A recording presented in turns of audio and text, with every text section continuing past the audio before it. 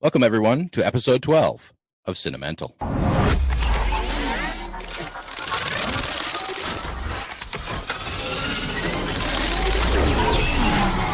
Now this I can do. I can't compete with you physically, and you're no match for my brain. I don't give a crap if you covered yourself in peanut butter and had a 15-hooker gangbang.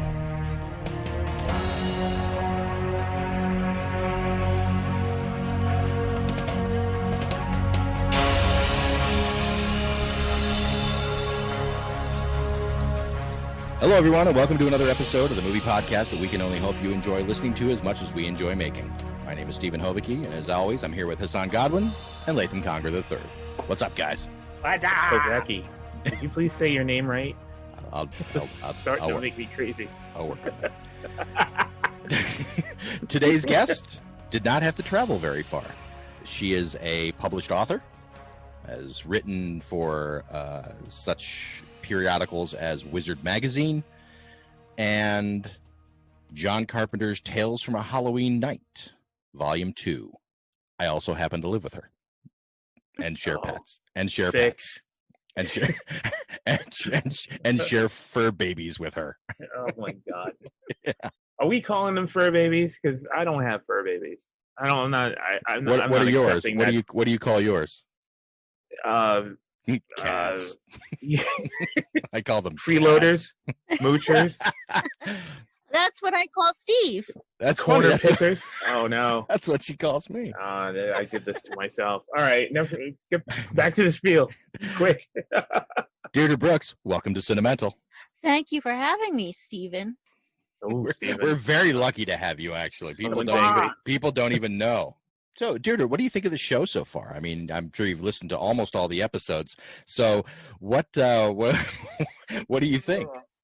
Oh, it's railroading. I think they're all awesome. You have some very excellent points. I only ask her this because I know she hasn't listened to any of them. Well, sometimes I kind of hear you talking, so does that count? Oh yeah, Close that's enough. more than either me or Hassan. Yeah. You're I'm actually listening. downstairs and I can hear him talking, so. I get people telling me that they cannot tell my voice apart from Latham. Yeah, My that's what I thought buddy posted. said. My buddy posted that. He said, I don't know if it's me or what, but he said that he posted on Facebook. He was like, I'm like 8 episodes in, and I can't tell Hassam and Latham apart. And I'm like, how? You get, just the quality of the sound of your two voices should be enough. I took it as a compliment, but I don't see where he gets it from. It doesn't offend me in the least, but it's kind of weird, and it's like I've heard it from two people, Oh. two separate people. So One of you is going to have to make up some sort of accent. yeah, I'm gonna talk like no, I'm not gonna do that. What, you gonna talk like a fancy pie? No, I can do that. I can talk like I'm from Liverpool. And we'll just refer to you as the Liverpudlian. That'd be all right. Next up, the Liverpudlian. I can talk. I'm talking my island accent.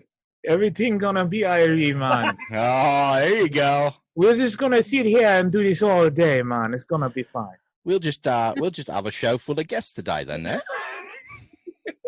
Yeah, It's it's been an only because Irene, I know- man. It's only because I know our guest I made that bad joke. You If can you could edit do that the- out later. If you could do the patois, I would pay any amount of money to hear you do it for the entire time. I Please. cannot and would sound really awfully horrible at it. So,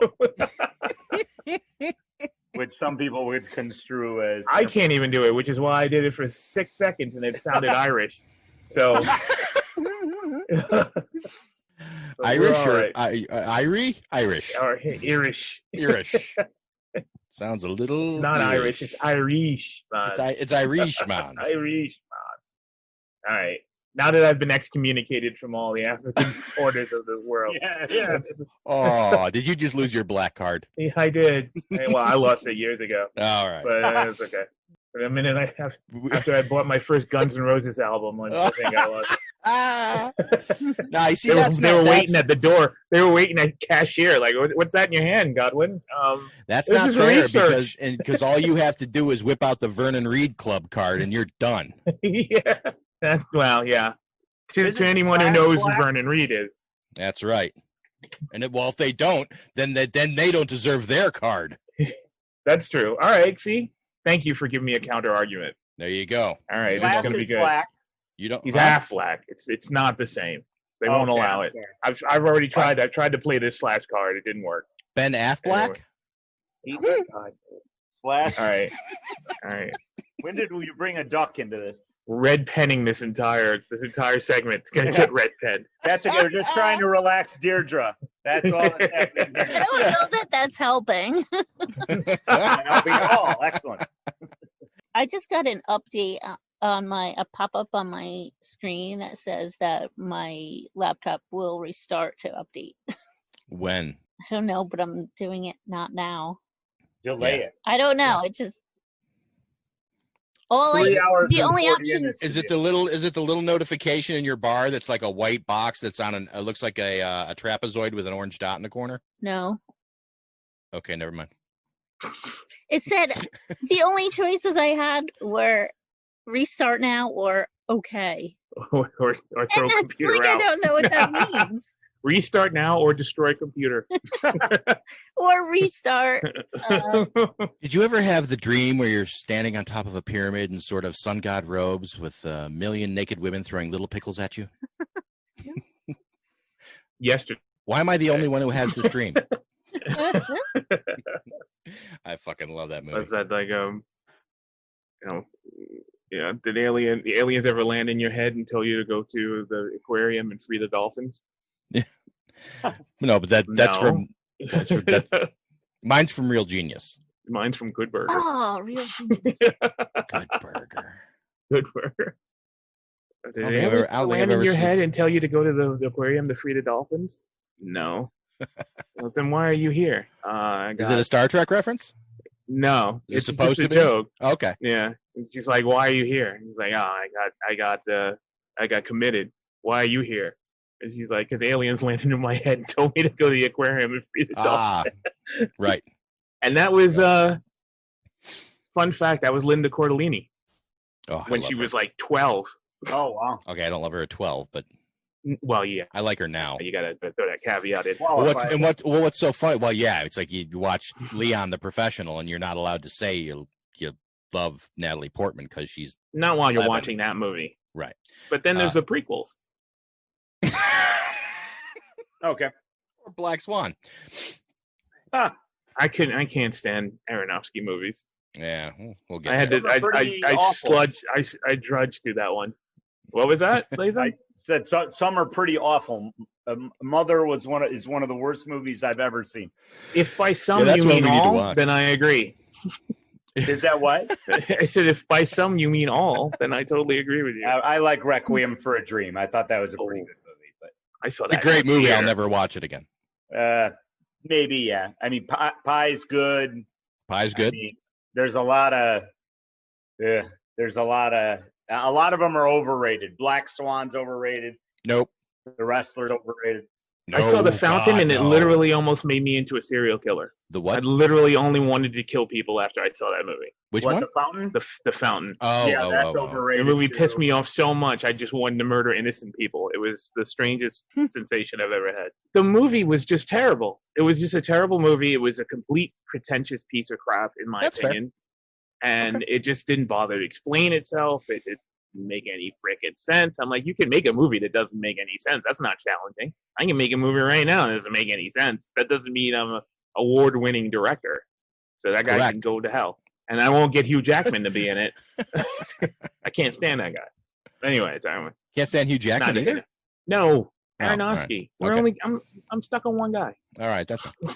Everybody else. Is So Deirdre's choice for film, because she doesn't deal in absolutes, so it's one of her favorite films, is Stand By Me.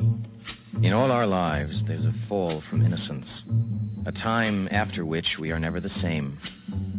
It happened in the summer of 1959. A long time ago. Oh man, wait to hear this. Wait to hear this. What is it, man? You guys want to go see a dead body? When the night has come. We found him. We got dibs. We better start running, Eyeball. They got dibs. There's 4 of us, Eyeball. You just make your move. You're dead. For some, it's the last real taste of innocence. I'm never gonna get out of this town, am I, Gory? You can do anything you want, man. And the first real taste of life. This is really a good time. The most a blast. But for everyone, it's the time that memories are made of. So darling, darling, stand by me. Oh, stand by me. Oh, stand. From 1986, directed by Rob Reiner with a running time of 89 minutes. 4 friends discover a secret and decide to investigate. All of them will be affected, some in startling ways, before their summer-ending adventure has finished with them. So, Deirdre, why this movie? I really liked just the way it was told. Just like somebody's telling you a story. And I liked that it was so simple but complex. It was about a simple time when you're 12 and you're just going on an adventure, as most 12-year-olds do, I guess, at some point. And it reminded me of my childhood, just taking adventures into the woods or finding bodies. Well, we didn't find that many bodies, but we found your childhood things. mixed up with mine. I'm sorry. So it was more of it's more of when you saw it in a nostalgia play. Yeah, but it also had a nice story about how the boys kind of found out more about themselves as they went along, and I think their adventure made their friendship grow stronger. And trying to find a dead body kind of makes you think about your mortality, especially you're 12. It didn't seem to really be like a weird thing for them until they actually saw them. So I don't know. I liked how the story was told. Right. I mean, and clearly it makes a much larger impression on one of the characters, and that's kind of the point. That's one of the driving forces behind that behind the adventure. But so I know that Latham is extremely fond of this movie. So let's start with Hassan. Hassan. Yes. I heard you. I am not collecting my thoughts. I am not without hearing. I do remember this movie from back in 1980, probably 1987 to 88, because I had to wait till it came on home video or cable, HBO at the time, and it was a big deal made of it. It was a big hit. The movie was kind of a big hit. It was one of the first. It wasn't the first, I don't think, but it was one of the first major nostalgia pieces from that generation. Something that's kind of celebrated the I think it's supposed to be early 1960s. 1959. Yeah, like late. I think late 50s. I think it's 59. Okay, when it's supposed to take place. All right, yeah, it seems so because they were singing Paladin and a couple of songs on the radio, which the producers got sued for those songs, for singing the theme song to Paladin. They forgot to secure the rights to it, and the guy who wrote it actually ended up suing the producers and winning. Well, it's kind of undeniable that they were singing that song. Well, so still weak. You got to get your coins, man. If it was your song, you'd call Rob. You'd be like, Rob, you owe me money, man. I hate to say this to you, dude. Love your movie. Float me some cash. Fuck you. Pay me. Yeah, and I will go away. It'd be like the Imperfect Storm. No, what's it? The Storm of the Century.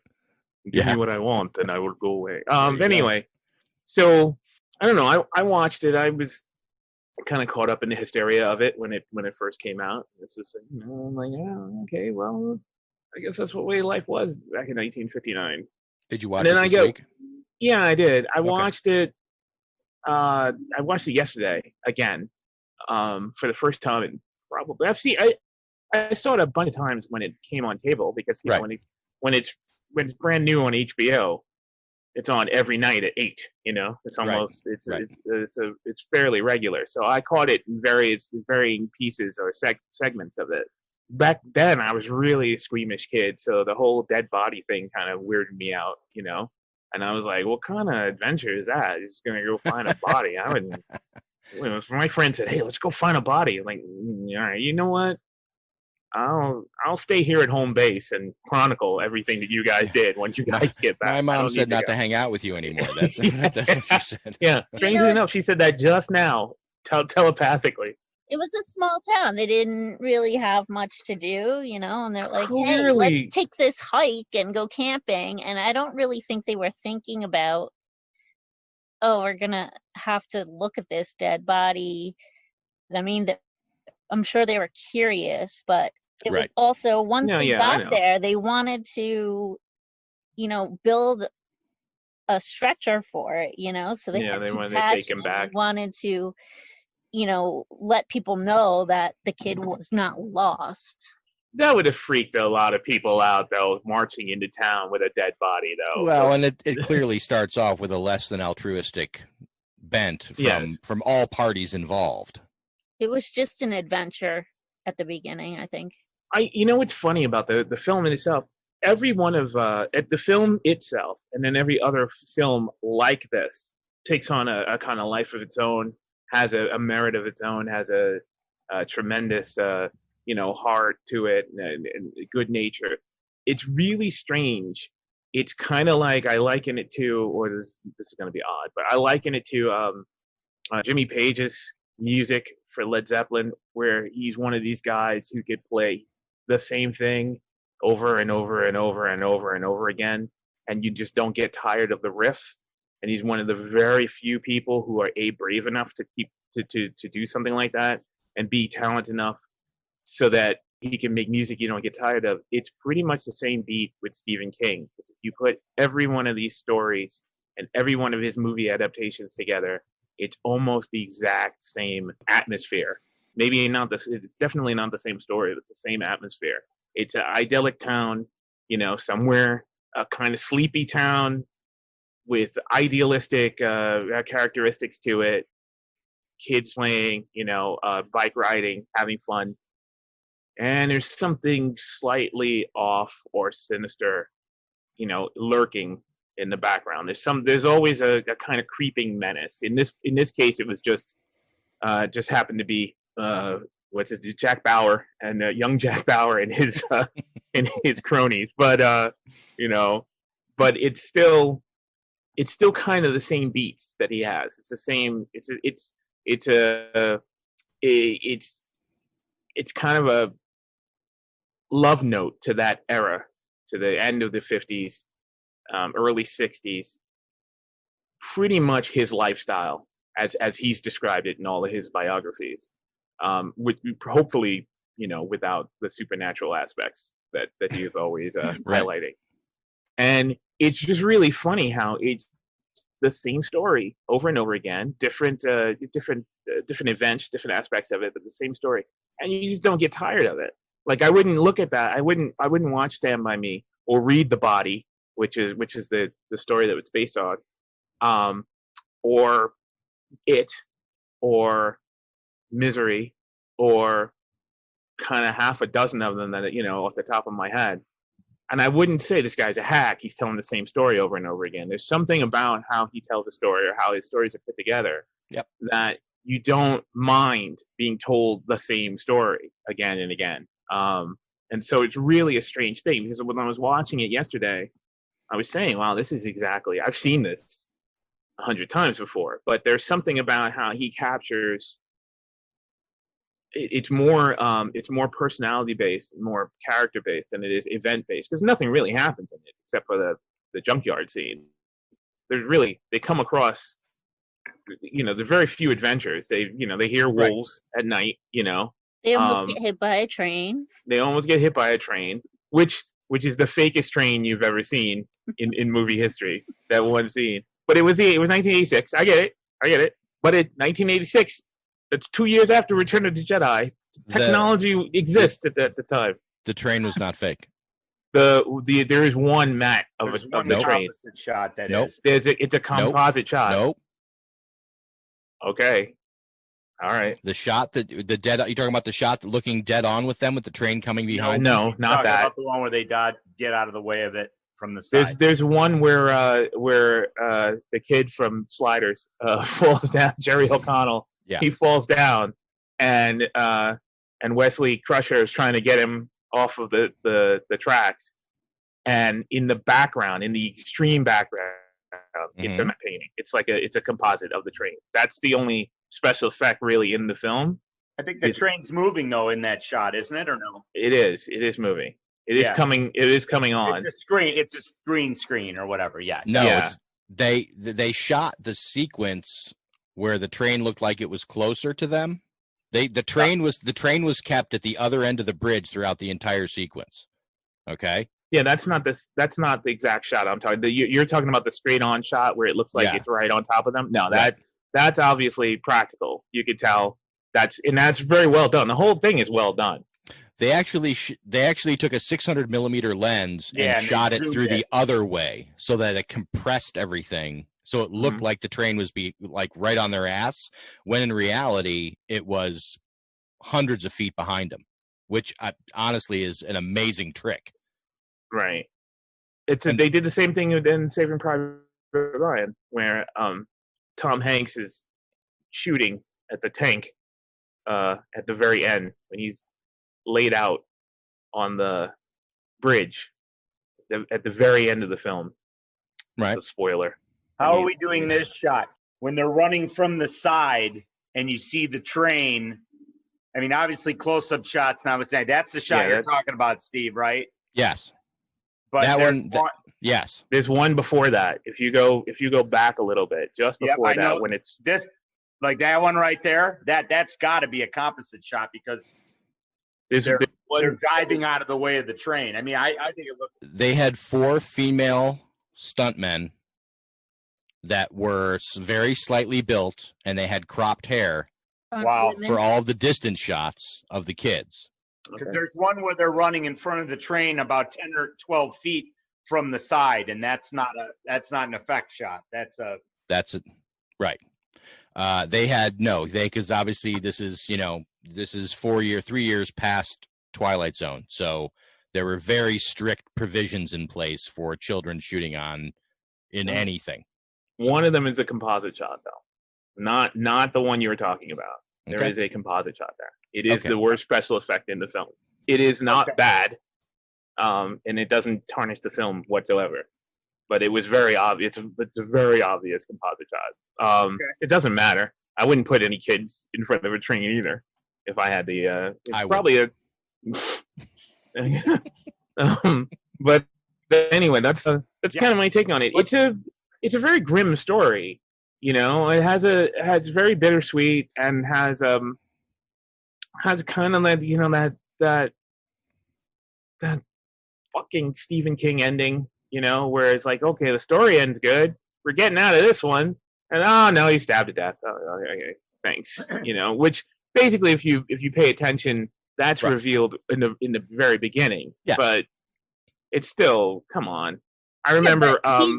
He's reflecting on a time that meant a lot to him that he loved, and with people that meant a lot to him and really affected his life going forward.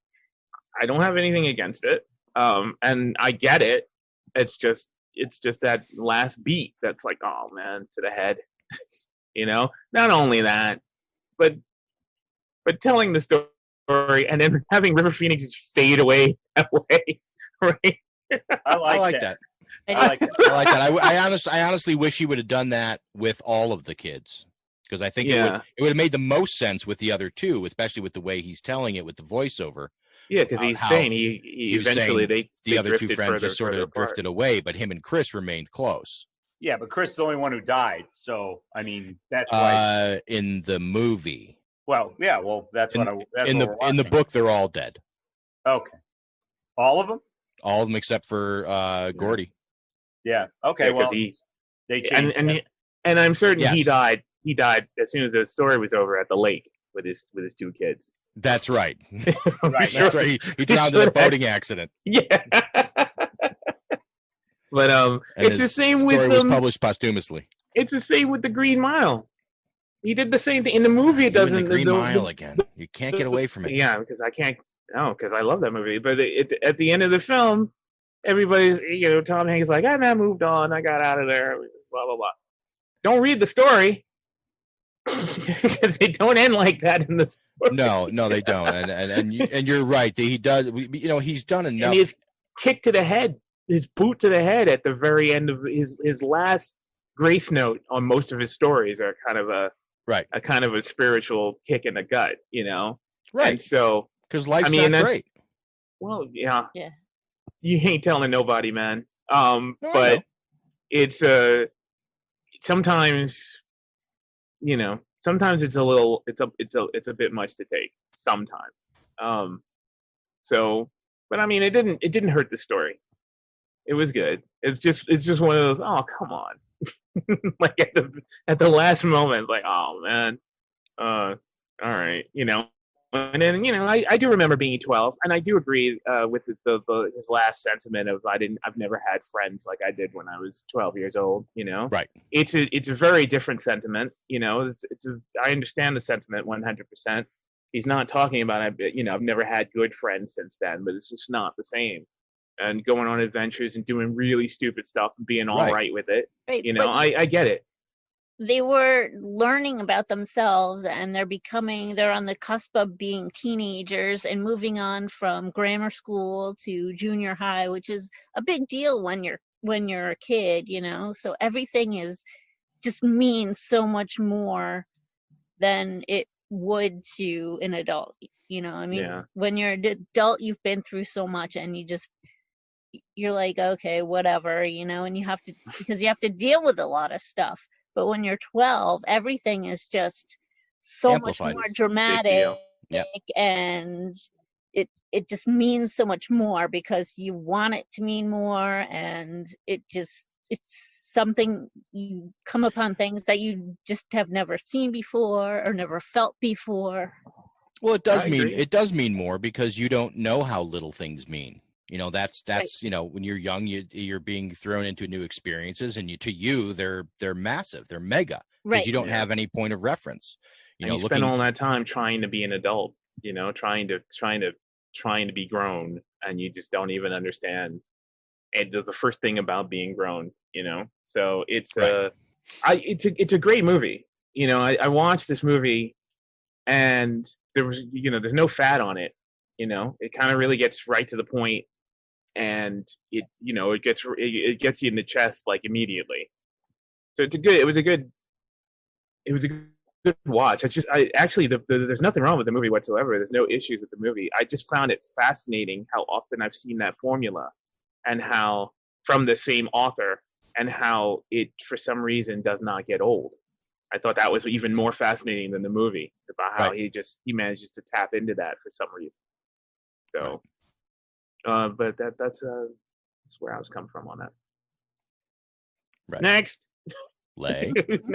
Yeah, well, touching on some of the points Hassan made, I mean, the thing I like about it is something that Stephen King does really well, at least with his source material, is he creates these classic character archetypes that are just, you've got the younger brother who's artistic. You've got the rebel. You've got the evil gang leader who's really purely evil and not driven by anything besides the fact that he's just grown up horribly and turned into an awful person. You've got the older brother sports hero who the younger brother looks up to. You got the fat kid. You got the damaged kid who's got an abusive father. He always takes these same archetypes in all his stories, but because of the way he crafts his story, it makes them more interesting. And I think that's why, along the lines of what Hassan said, why he's able to repeat this formula over and over and get away with it, and keep us interested with each successive new book of his that gets turned into a movie, or if he happens to write something directly for the screen. I think the interesting thing about Stand By Me is it's a film strictly about youth, but it's made for adults. It's an R-rated film. A lot of the rites of passage in it are, not for 12-year-olds to hear. If a parent were deciding, do I want my 12-year-old to hear this part of growing up? But then you think about it, and when you grow older and you watch it, you're like, is it really something that's that taboo for someone young to listen to and hear about? And I mean, my daughter watched this with me. We watched it 2 weeks ago, and I mean, she loved it and she got it. And the parts that made it R weren't that offensive to her or weren't that inappropriate. She understood why it was a nostalgic piece and why it was important to be viewed as the ultimate movie about youth. And that's why I love it so much. It's the ultimate, this is what happens when you're young movie. I also see it as a predecessor to The Princess Bride, obviously same director. We talked about it a couple weeks ago, but the way he directs it with the narration driving the movie at different times and the narrator being integral to how the story is told. Hassan, you just watched it yesterday. When they showed the newspaper article at the beginning with Chris being killed, showing that Chris being killed, does it list him by name? Yes, Christopher, whatever his last name was. Chambers. Stabbed. Yeah, Chambers was stabbed to death. Not. I was going to say. And the only reason I was able to put that together was because I remember it from the first time I viewed it. Because right. It stamped it at the end that he had been stabbed to death. So watching it again, I kind of knew that was the fate of River Phoenix. And so it's kind of it was an extra beat for me to realize that it had been foreshadowed, at the very beginning. Right. And see, that's my point is the first time you watch that movie, that's something you remember, but it's not on your mind while you're watching the whole movie. The fact that his friend died, or if you even pick that up in the newspaper at the beginning, that's left behind. And you only think about later when he fades away on the road. I certainly thought of it that way. And, when I've seen this movie a ton of times, but the first time I saw it, I didn't catch that. And I think that's a testament to how they tell the story. I think the 4 actors are a perfect combo and that they cast it perfectly. They all nail their parts. They're all really good young actors. I think, how long is the running time? It's only about an hour and a half, correct? Yeah, 89 minutes. I mean, it is the shortest movie that feels long that I know of. I mean, it's an hour and a half, but it feels like an opus. Like a journey, because they're going on this journey. And mostly because the journey takes place the whole movie too, and the setup is short, but it doesn't feel long like I'm annoyed. It feels like, wow, that was only an hour and a half. That really felt more meaty than that. But it's also, like you said, a lean movie. There's no wasted scenes or scenes that don't carry context that aren't important. There's a lot of genius in it. To your point, the sequence with because I'm just thinking about it now, the sequence with his brother with John Cusack is like literally a minute long, and it sets up the entire dynamic between his brother, the loss of his brother, the fact that his father, doesn't favor him over his brother, and to more, I think the father is really traumatized by his brother's death and just doesn't realize that he's not that he's taking it out on other people. And they never really go back to that. I mean, Dreyfuss never mentions anything about his father, no. at towards the end of it. But I mean, it's kind of a genius beat to be able to convey. Of course, they used Cusack, who's is a great actor in his own right. They had just finished shooting The Sure Thing.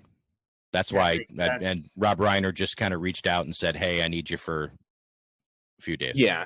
So but I mean, there's nothing to the scene, but it sets the whole thing up perfectly. I had completely forgotten he was in it. I had forgotten Dreyfus was in it.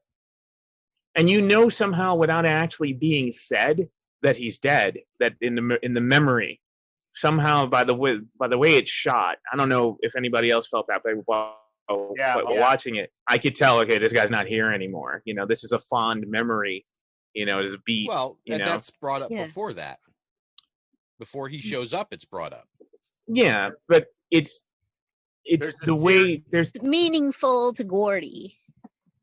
And the way it's shot, there's a feeling of dread in the way it's shot. I know what Hassan's talking about. You know this by the tone of how it's filmed, is that this guy's gone. Right. Exactly. No, but they tell you he's dead before the scenes. With I know, John but Cusack. I'm letting you know that I missed that, and that I didn't. But I know it because of the way I saw it. Regardless of what they said, I'm saying it's shot in a way that even though I missed that detail, I was able to determine it from the scene, from the way the scene is shot in and of itself.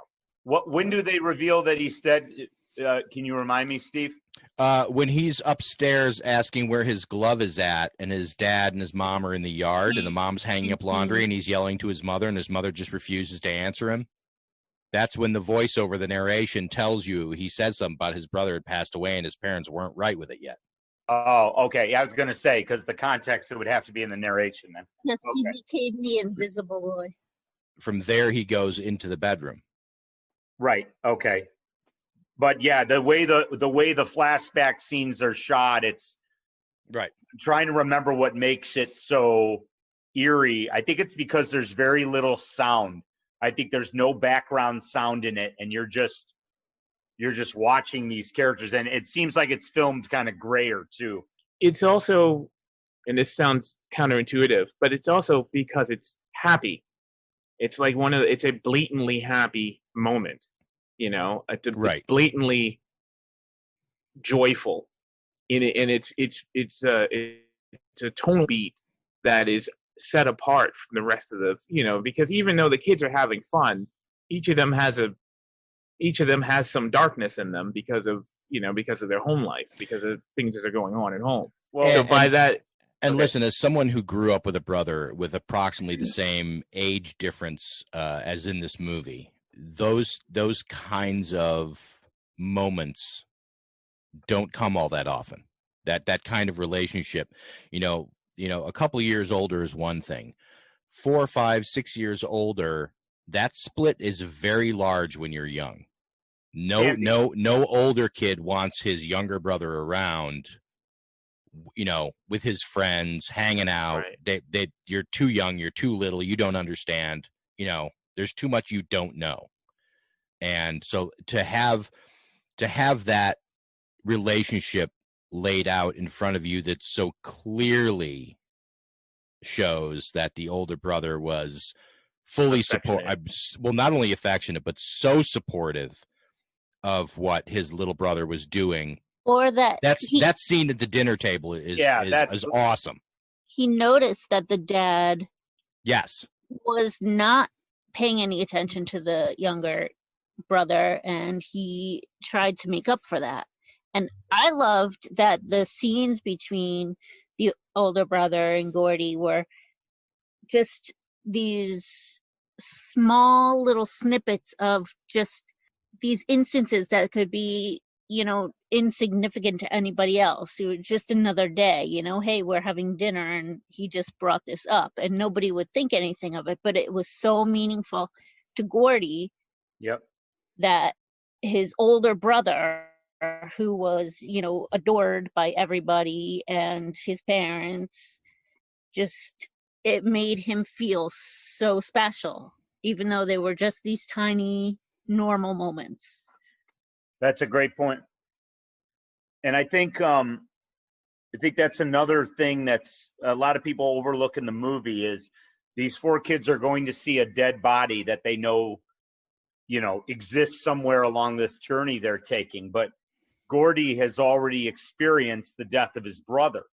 Right. And this is a completely different type of thing. They're going to see a stranger who has died, who got hit by a train, and he's a kid that they knew, but, didn't know well. And in comparison to the death of his brother, it's a completely different experience for him. So obviously that's why he's chosen as the character to focus most on, as you know, as they go on this journey down the tracks.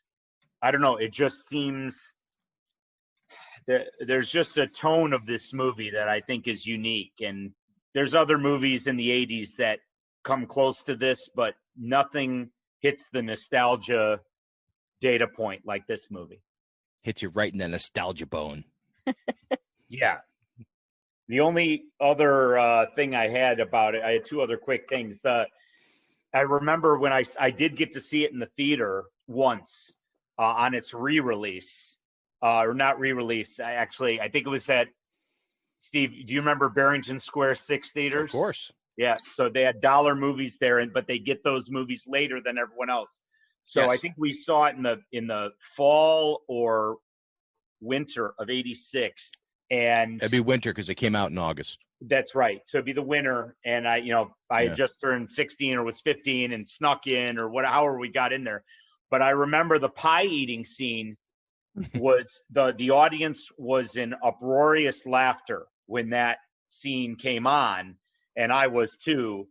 And watching it now, it's obviously a lot tamer, but just remembering that moment in the theater, I think that is part of the fondness I have for this film. Is there's just scenes like that at the time were, that was pretty crazy to see that scene in the middle of this movie, and to show how Gordy was, creative in his own right and making his own stories. And then the other moment that really gets me, that I always remember in watching the movie, is when they get to the body and they beat Kiefer Sutherland and his gang just barely, but then Kiefer gets there and he's going to have it out with Chris, and he pulls out the knife.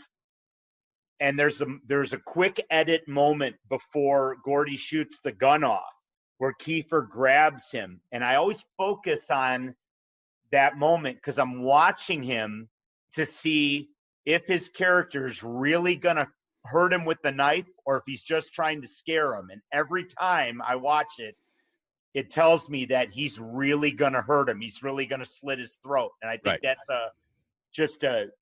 that's one of the most terrifying moments in the movie for me, is the way he plays that. I don't know if he did that on purpose, but he's clearly a sociopath.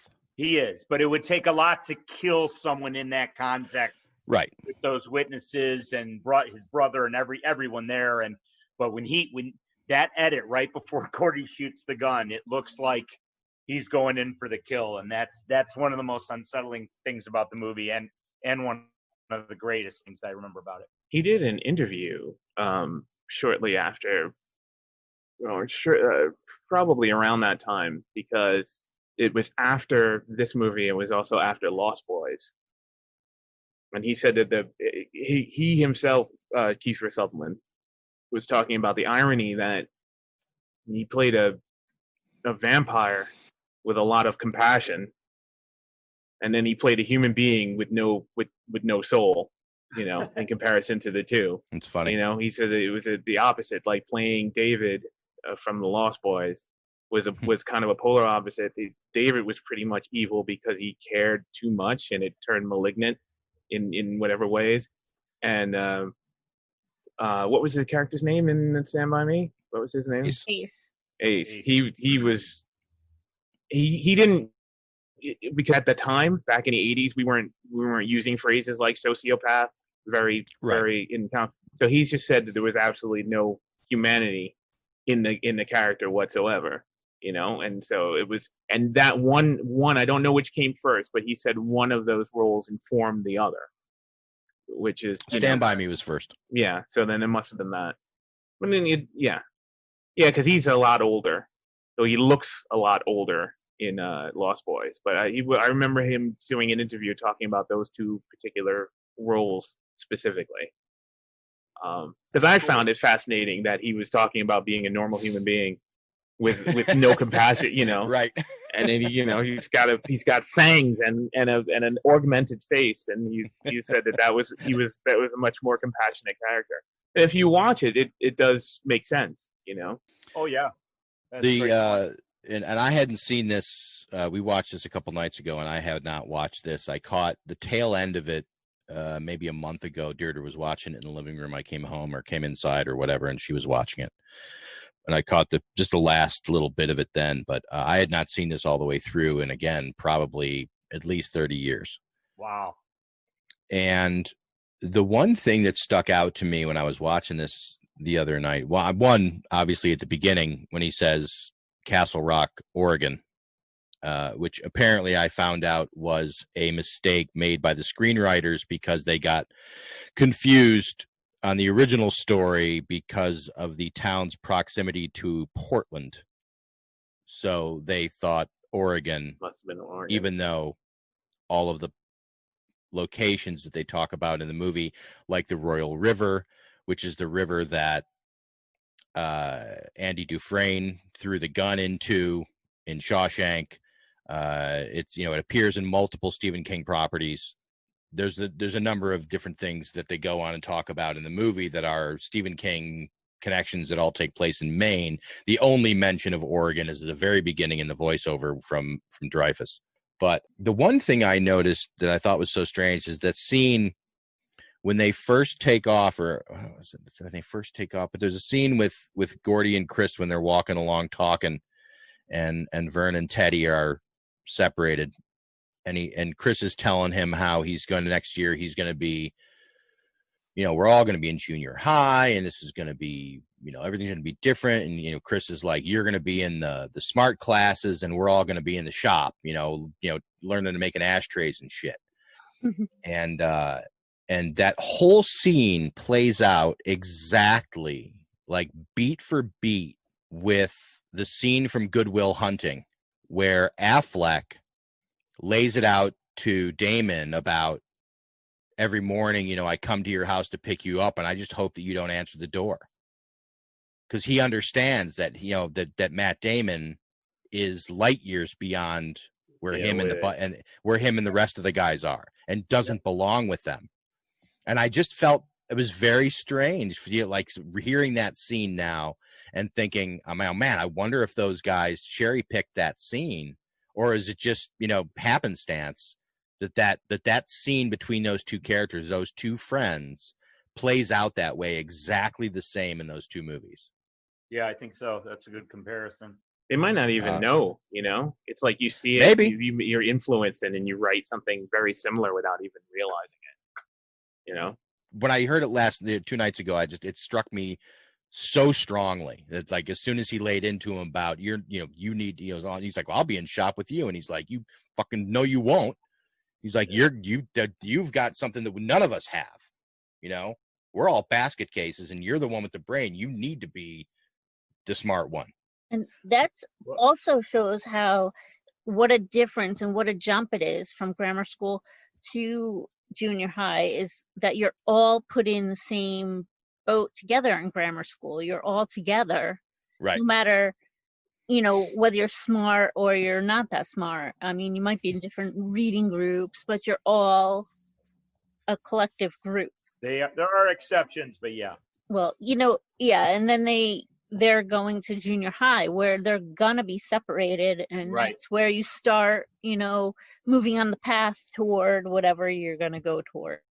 Yeah, that's when society gets hold of you, and then you start to get categorized. And it is funny, but it's also true that you start to get cordoned off, and you get labeled, and it just starts. I mean, you don't even realize it's happening, and then all the clicks start. You do it to yourself, also. It's where it starts to work that way socially. And you ultimately end up making new friends because you're in different groups. I mean, it's a matter of who you're around all the time that you end up being friends with. Yeah. Yeah, that's that one hit home, because I had the exact situation with my best friend growing up my entire life. We did everything together, day in, day out. And as soon as we hit high school, he went the route of athletics and I did not. And that was not the end of our friendship by any stretch of the imagination. But quite a change. I essentially lost pretty much contact with him for 4 years. We would see each other obviously in the hallway. We would hang out occasionally on weekends, but he was a 3-sport guy. So he was never in any gym classes because he didn't have to be. But he was, track and field, football, and basketball. So he was full all year long. He was in athletics because, that was his path. And, and I can remember thinking at the time that, how much it sucked. Because obviously he was, listen, I don't fault him for it. I mean, he was busy. This is his way to go. Yeah. And he, and he also, and after school, he went on to college. I didn't. So, after high school, then he left the state, and went to college in the neighboring state. And I think I visited him maybe once up at school. And, and after that, we just kind of lost touch. And then a couple years later, I moved to Central Illinois, and that was the end of it. And then we only reconnected like 10 years ago on Facebook, and we're able to kind of reconnect a little bit, which was great. Because I shared the first 12, first seven of the first 12 years of my life with this guy. Like every minute of every day, that's not school. Sun comes up, I'm out the door, we meet someplace, we spend the whole day fucking around, and at nighttime we would go back to one of the other's house for dinner. He was always welcome in our house, I was always welcome in their house. And you just it's weird, it's like he said, I never had friends like those that year when I was 12. He's like, Jesus does anyone. And he's right. It's a different time, and there's a logical break there, and things change. Things always change, but it's hard to be cogent of that when you're 12 and when you're living through that period in your life. It's only upon reflection that you ever see any of that. And that's a great, Steve, I would say that's a great point, because I think that's why it's a movie about 12-year-olds made for adults to see. It's to show adults the importance of those friendships you have when you're that young, because you don't get it when you're that young. Right. Yeah. And I and one would hope that, obviously, you hope that adults are smart enough to get that. But yeah, sometimes they need to be shown to understand stuff like that. In doing the research for this evening, I was actually, it was funny to see that of all the kids in this movie, of all the actors in this movie, Jerry O'Connell was the only one that this was his first role. Everybody else had been acting before this and had done films before this. Other people considered for Gordy's role were Sean Astin, Stephen Dorff, and Ethan Hawke. Wow. All from that era.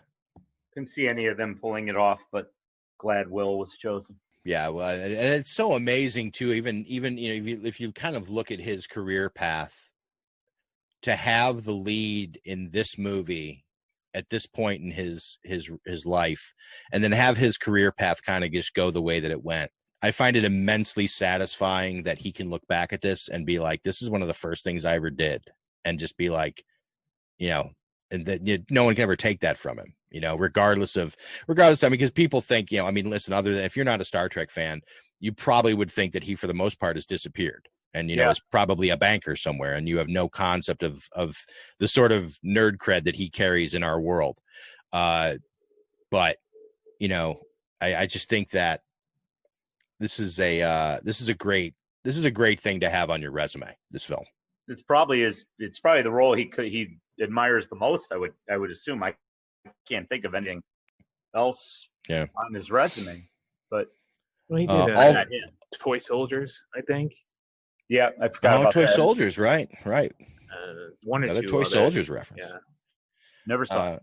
All four of the main actors, the main kids, were born from 1970 to 1974, making River Phoenix the oldest at 15 when he filmed the movie. The youngest being Jerry O'Connell, who was 11.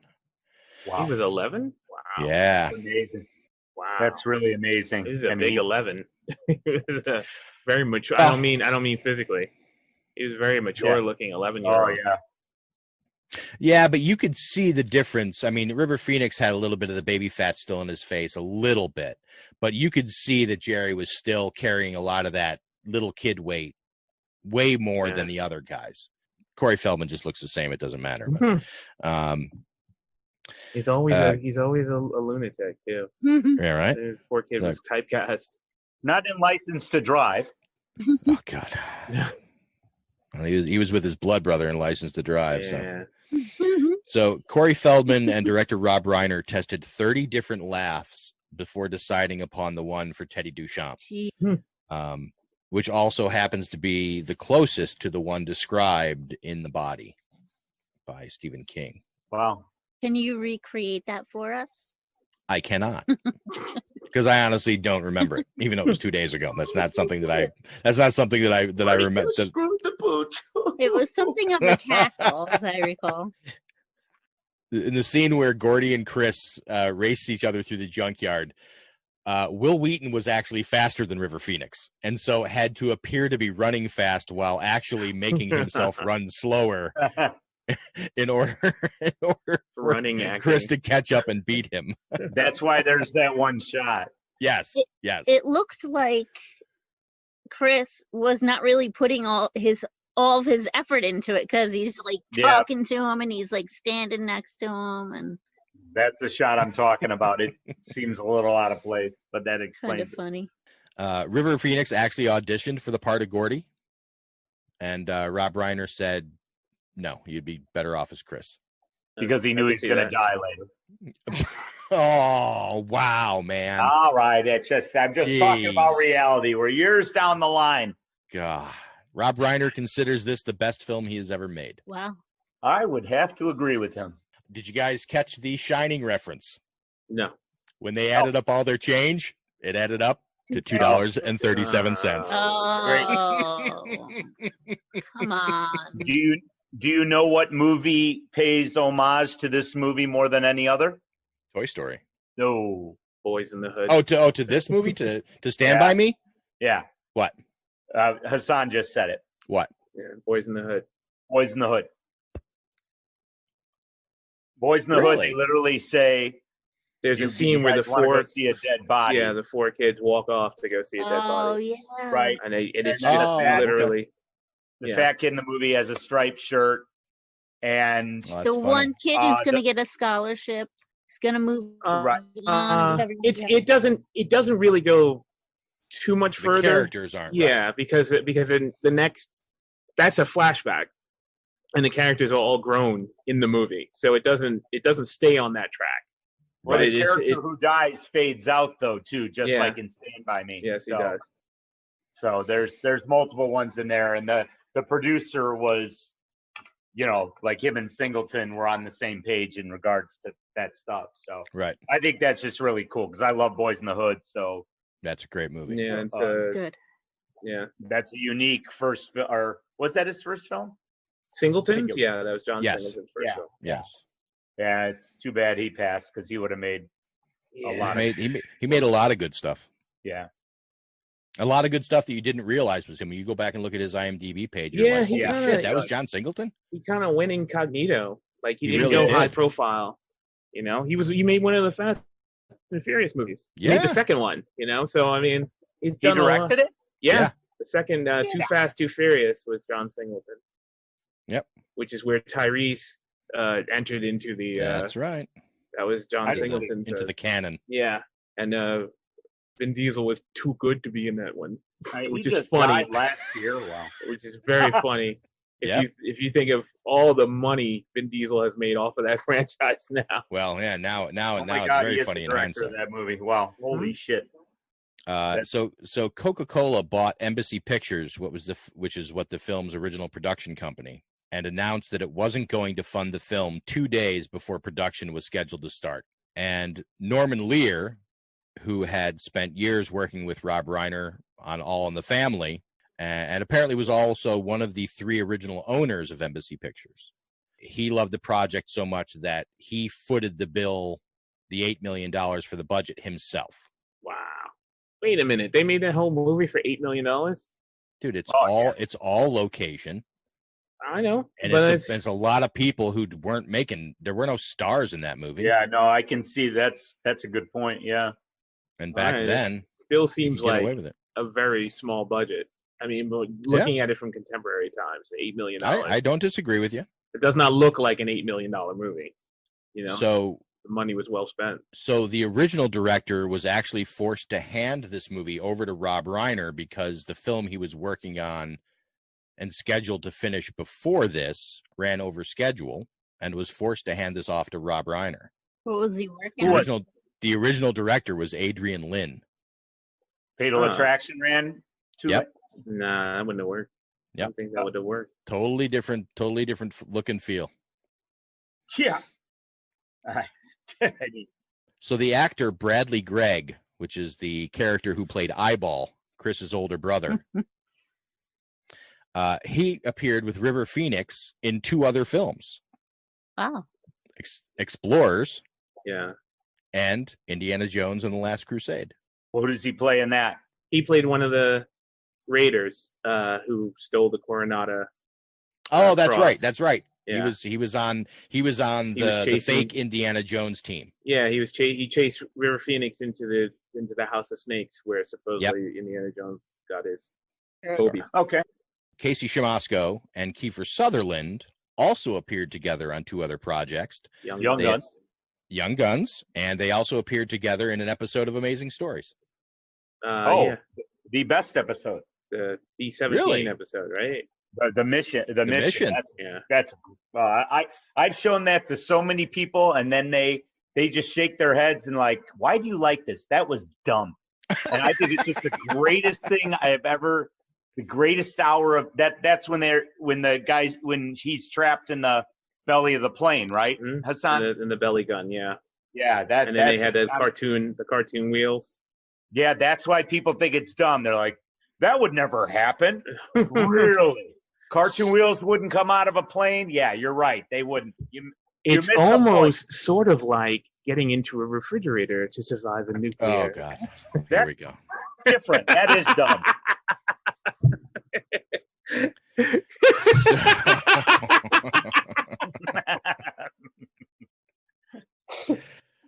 Deirdre should be laughing hard now. She's on her phone. She's on her phone. She's checked out. She's checked out. She's playing Candy Crush, so I mean, I'm bored on it. She's given up on listening. No, I told her she had to participate, and she just, she's like, bored now. I had a lot of key points about this movie, and she picked this movie, which is in my top 10, so I was happy. Oh, good. And now she's messaging me. And the message says, you can fuck off. Probably very close to that. Yeah. Yes. Oh, you are not far off. Can I pee while you're all chatting? Oh, that took only half a second to get out of frame. When you gotta go. That's right. So in the original short story, which Hassan, I'm sure you've read it. Latham, have you read it? I have not. Okay. I have read it. I tried to read everything Stephen King. I had that phase. I had that 1 year where I tried to read every Stephen King thing ever. Up what year was it? Where was he at in his cycle? He was at Hearts of Atlantis. Like it was it wasn't that far away. But I couldn't do it.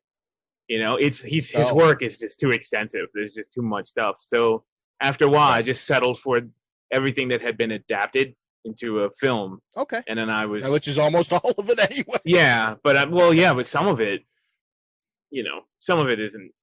Some of it you shouldn't watch. Some of his adaptations you should not watch. I won't. It's funny. I've come to the position on Stephen King adaptations that while there are so many of them that aren't great. There's some bad ones. There's still. I still find it interesting to see all these different directors' takes on them. And by the way, I don't know if either one of you guys do any podcast listening, but there's a great podcast out right now called The King Cast. Yeah, I heard about it. which you should be listening to. They had today's episode, which came out this morning, concerned.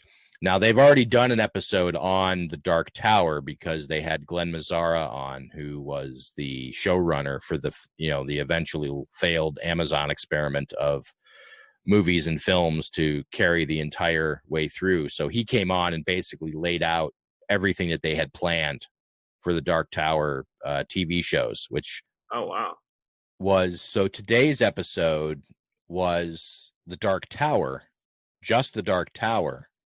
But their guest was Damien Eccles. Which was really interesting to listen to.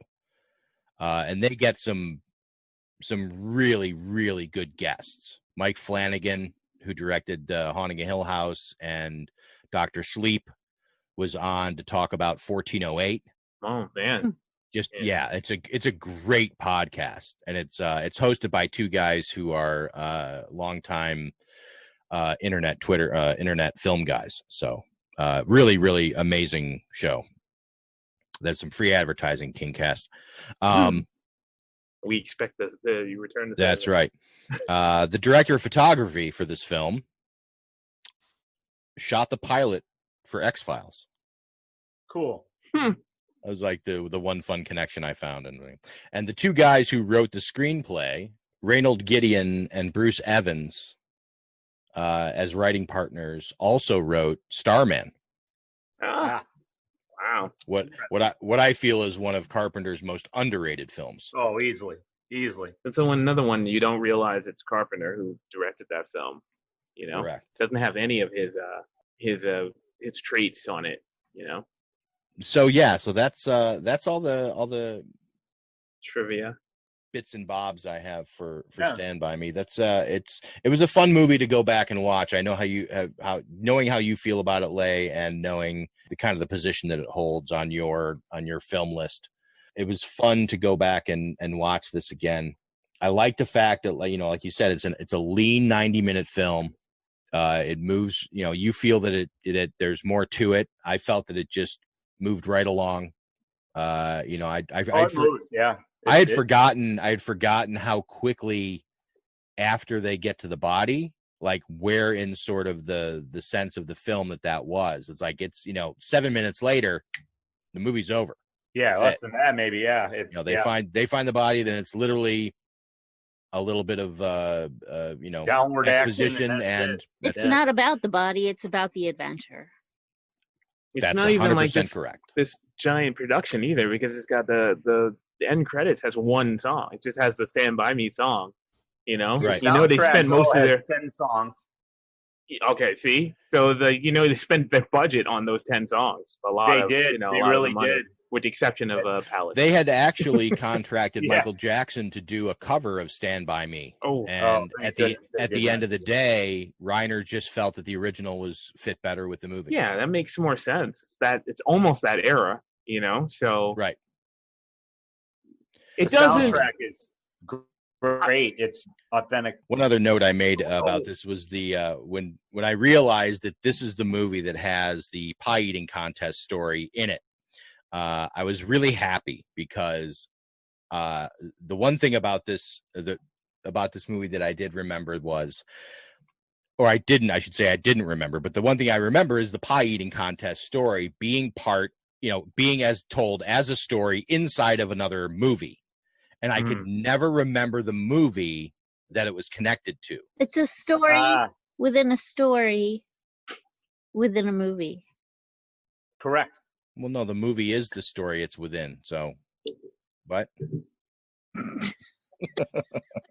bowing out. And tap out. Chicken. Hey, it's way past my bedtime. Which means we're going down the tubes. And again, the internet is not something that you just dump something on. It's not a big truck. It's a series of tubes. Does everybody have their posters open? I do now. Are we starting with Stand By Me? Yes, of course we are. Awesome.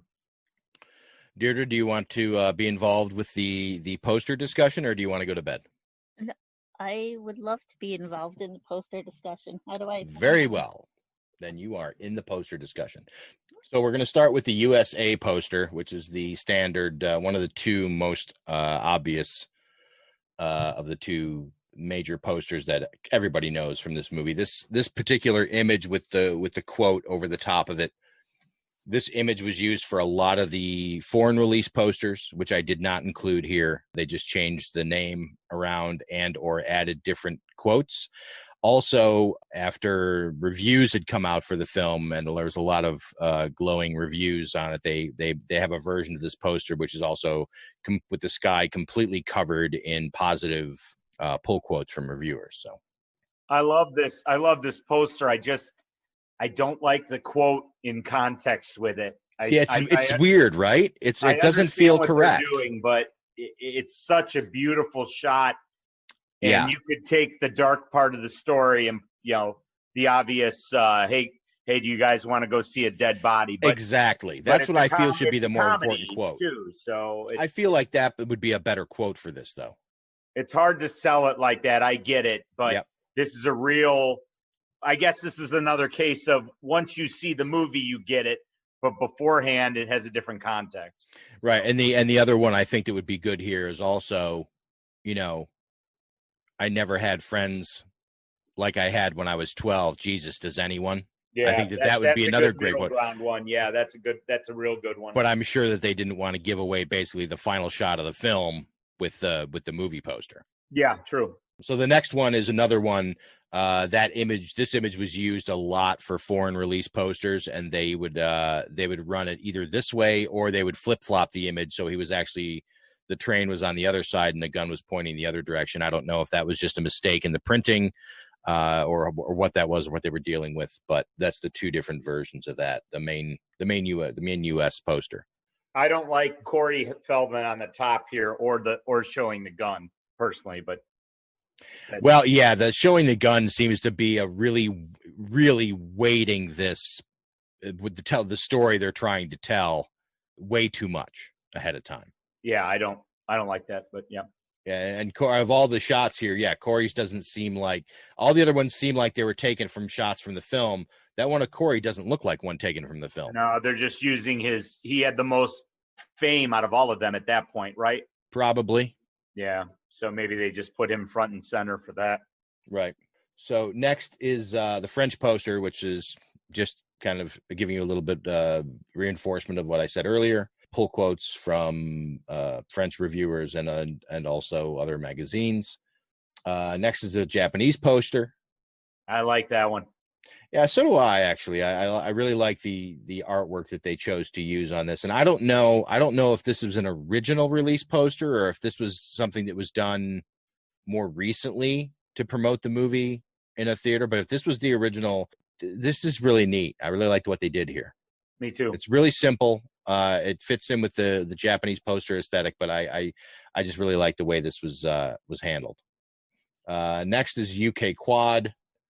Again, pull quotes being from all the UK sources with a soundtrack ad banner in the corner. And then we jump into the modern alt posters. So this is done by Barrett Chapman. That's wonderful.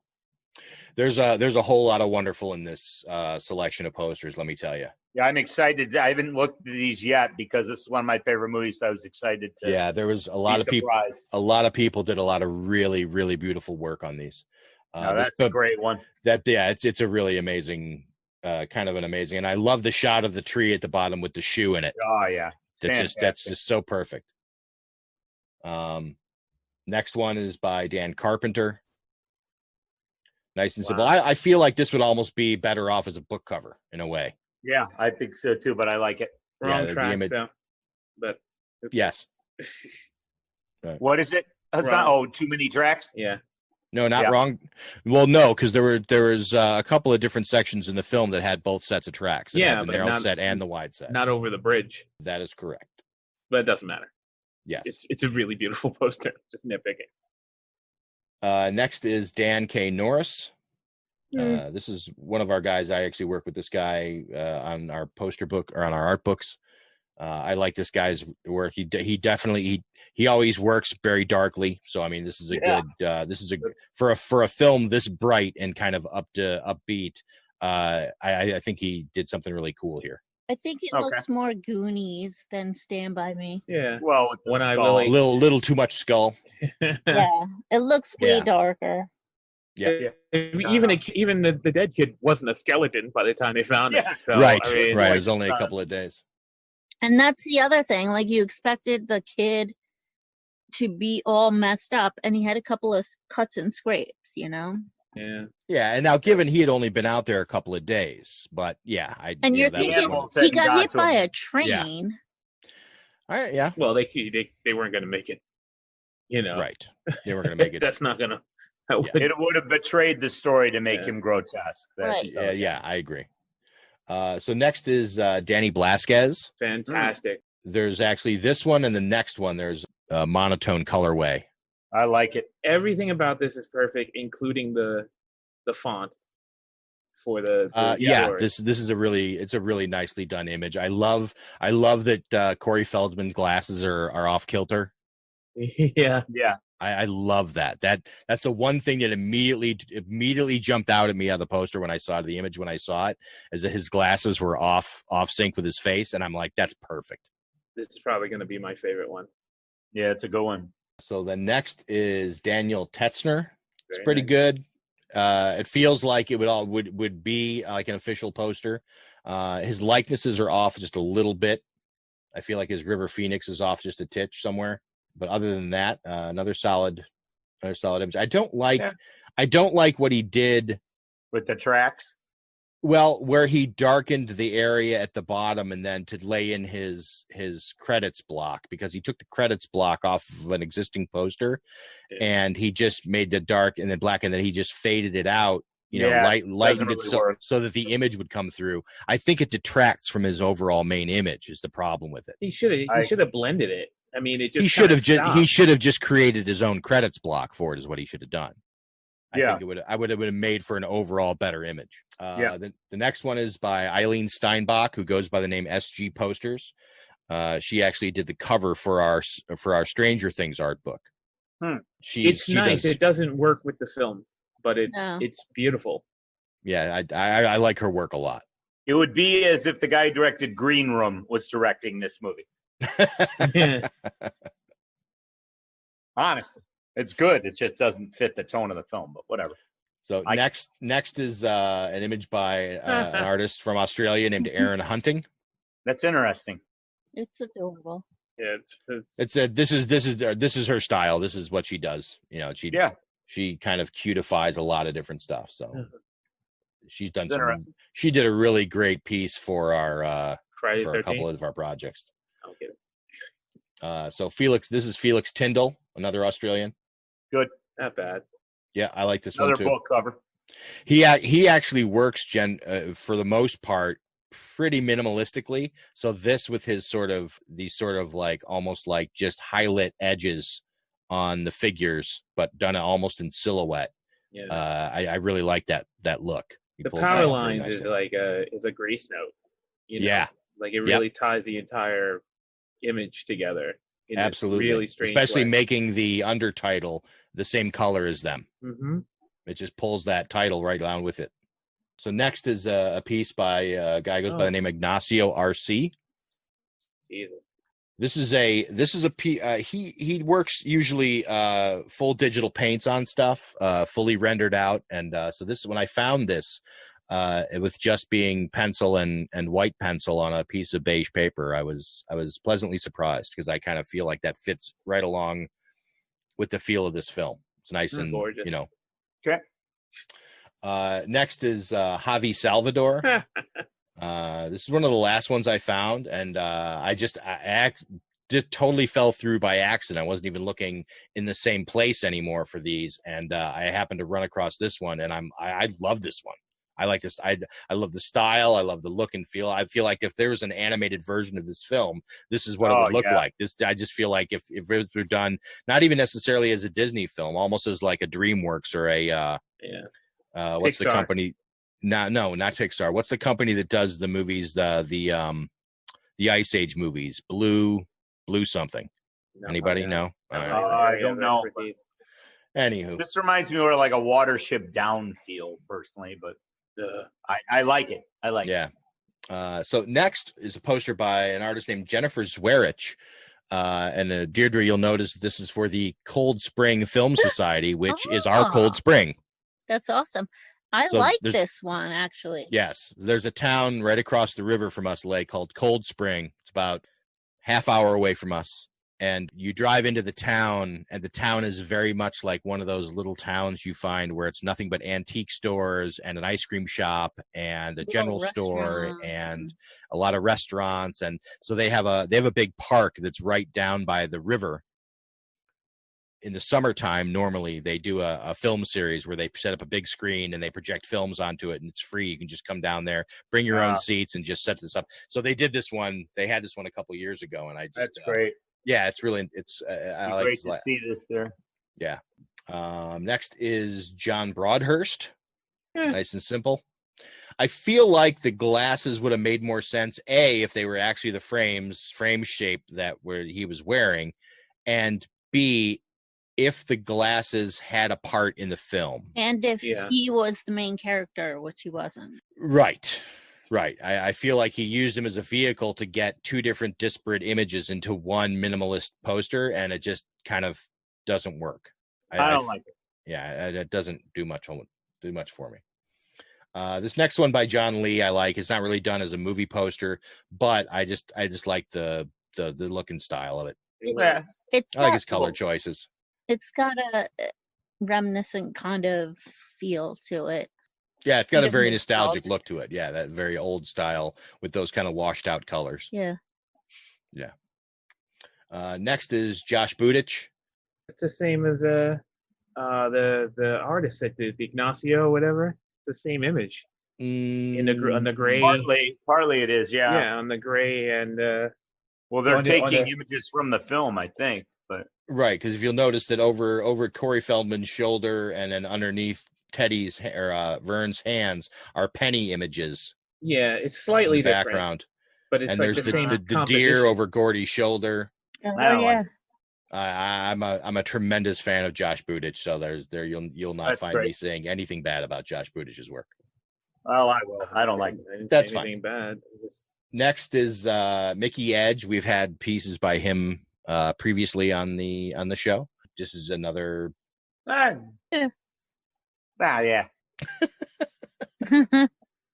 I do like, strangely enough, the addition of the birds in the upper part of the thing, just to using as a little extra framing element, even though it has nothing to do with anything. But, whatever. The next one is by Mumagoo. Couldn't find any real name. Maybe that is their real name. Maybe. Use your quote. Yeah. I don't like it. I don't like it either. That's okay. Next one is by Nadia Abaras. They look like ghosts. Oh, they found his pennies. And then right. It's like they're all dead. I don't know. I'm the idea is better than the implementation. There you go. All he had to do, or all she had to do, is actually put images there instead of the. Yeah, exactly, Hassan. So the next one by Nick Tassone is part of a minimalist series that he's done for a bunch of different films. Not even the way the body was laid out. Yes. Or what are those, trees or asparagus? That would be asparagus. Asparagus. Yeah, this could be the poster for about 200 different films, including, I won't. Including but not limited to. Yes. I don't like it. Next one is by Owen LeMay. See, now I like I like this better than the black and white one we saw a couple of This is just really picturesque. I like this one. And I like the way the kid's legs are, the one you see in the in the front. Cartoon. Yeah. That's smart. And just the hue is wrong. Two kids, but it doesn't matter. Thanks. I don't like it. Okay, there you go. So this next one is by a studio that goes under the name Prince, Prints, and the Revolution. Oh my god. That's right. Oh, I get it. That's the musical artist. It's just a play on words. Thank you, Latham. It just looks like the Beatles. Wait, these guys are alive and he's dead. I don't understand. Never mind. Anyway, this is interesting. How is this even possible? Yeah, so they're taking quotes, and it's supposed to be like an old time menu, right? Is that what I'm looking at here, Stevie?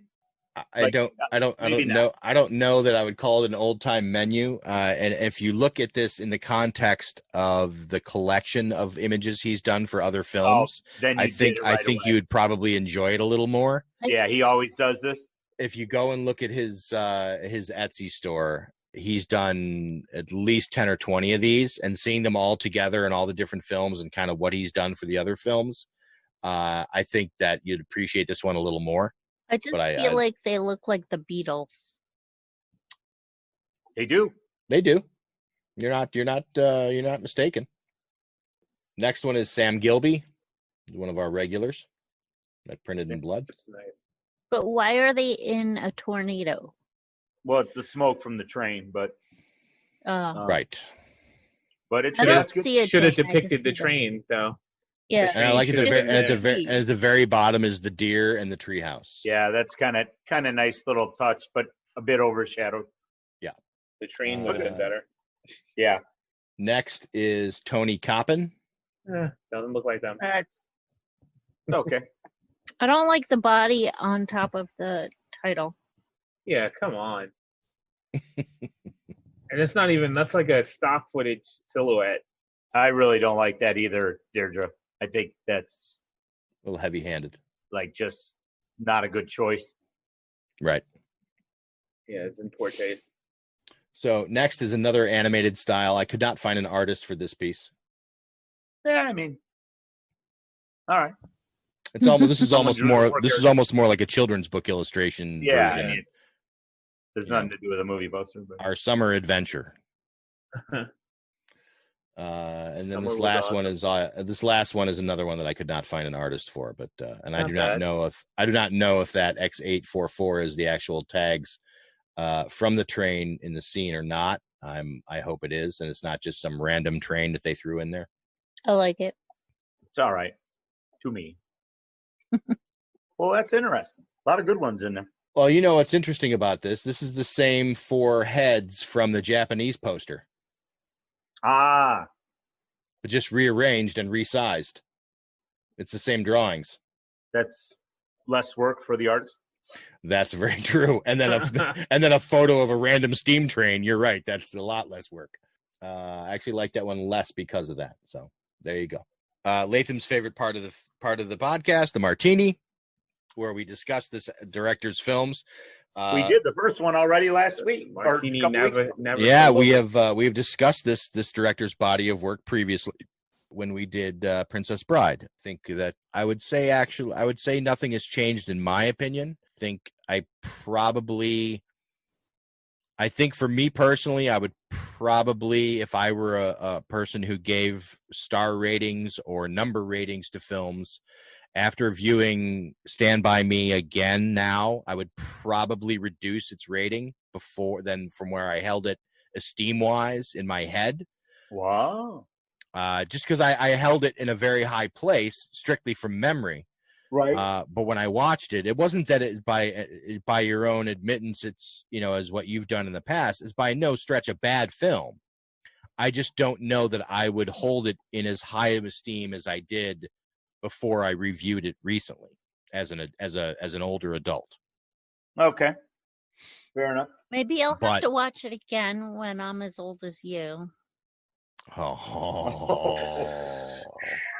Wow. Shots fired upwards. What is going on? There you go. Man? I think it's past someone's bedtime. Oh, you get put out to pasture. Yeah, well. Does someone need a sleepy? Wait, It's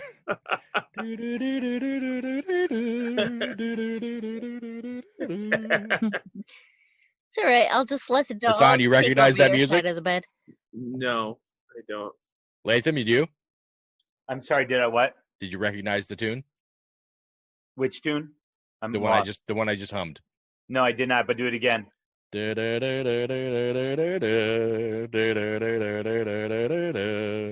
Oh, is that a theme? It's a TV show theme. No. Laverne and Shirley? No. Mr. Belvedere. Nope. Faulty Towers. Oh, I didn't watch rarely that. seen it, would not have gotten it. Oh, the best 12 episodes of your life. There's only 12 total? Yep. Wow, then I will watch it. Those I'm damn looking British, at my old... Those non-committal British. I know. Make a season, damn it. God love them. That's like that one season of Luther that was 2 episods. Made me want to strangle somebody. Yeah. Because normally they're 4. Yeah. Oh my God. I was like, I'm looking at my... We only feel half committed this year. The last one was 5, though. No, the last one was 4. It was supposed to be 6, but they cut it down to 4. The last season, season 5. Yeah, the last season. Yeah, which is the last season. Yeah. But he says that they're open to doing films. So yeah, right. He's been saying that for like 6-7 years. Well, he'll have some huge mega hit, and then he'll get a good paycheck, and then he'll just fucking pay to do it himself. There is no doubt that season 5 was the last season. The way they ended that, holy shit! Too bad they're ending it on a cliffhanger. It's a cliffhanger. Okay, well, just ixnay on the Utherley. Oh, I'm sorry. You're the one with the information. I thought you had seen it. No, I haven't seen it, but I will eventually. That's a great show. Well, it was. What were you looking up, Lay? I was just looking at my rating. I couldn't remember what I gave Funny Farm, but Stand By Me is in my Hall of Fame. But no, I knew Stand By Me was high, pretty high. Funny Farm 3 1/4. Wow, yeah, that's much higher than I'd give it. Yep. I like that movie. I don't know. That's what you don't have to justify anything. Hadn't seen it in a while, and it would keep the same rating. So. You don't have to justify anything to us. No, I'm not. It's some I would change it, but not that one. So, anything else? Anybody? Any other commentary? Any other ideas, thoughts? Anything you'd like to get out this week? Nothing in regards to what we were talking about. Except if you haven't seen Stand By Me, and a lot of millennials haven't, if you know what I'm talking about, you should see that movie. Yeah, if there are any millennials listening to this show, you should definitely go see Stand By Me. It's only an hour and a half. It'll keep your attention. It comes in under the hour 40-minute requirement for you to watch a movie. Wow. There's a little balls out there. Millennial snowball. So I would like to extend a very special thanks to our guest today, Deirdre. But you're not gonna. Yes, I am. Okay. I would still eventually at some point like to come to the same bed tonight. Yeah. Okay. That's where the air conditioner is. Our couch is very lumpy. Oh. Still comfortable. Yeah, I know all about that. It's way worse than you've been. Yeah, it's gotten a lot worse because the dogs have done terrible things to it. Do you guys brush your teeth together? No. Well, when we're in the shower, yeah. Well, I was gonna say, when you go to brush your teeth together, you could stand by him. Good one. What? So, Hassan has just turned to non-existence, just blackness. Hassan does not exist anymore. Hassan turned to blackness a long time ago. Oh boy. He's still there. I know he does still there. Exist in some corporeal form. Yeah, make podcasts with white guys. That's fun. That's a good idea. And white girls, no less. Can't blame her. This is a one-time visit. Oh, she'll be back. So I would like to thank Purple Planet Music. Get your own awesome music at Purple Planet Purple. Get your own awesome music at purple-planet.com. Please check out our website at sentimentalpod.com for all of the poster images we discuss in our Down the Tube segments. And don't forget to download and subscribe to Sentimental wherever you enjoy your podcast so you can always listen to our new episodes at sentimentalpod.com. Also, you can follow us on all major social media accounts at sentimentalpod. For Hassan Godwin, Latham Conger III, myself, and our special guest, Deirdre Brooks, thank you so much for listening. And as always, in the words of our friend and mentor and hopefully future commentator, Truman Burbank. Good afternoon, good evening, and good night. Out. Yoink. Good job, Deirdre. Go ahead. You survived this Thank you. You survived. menagerie tonight.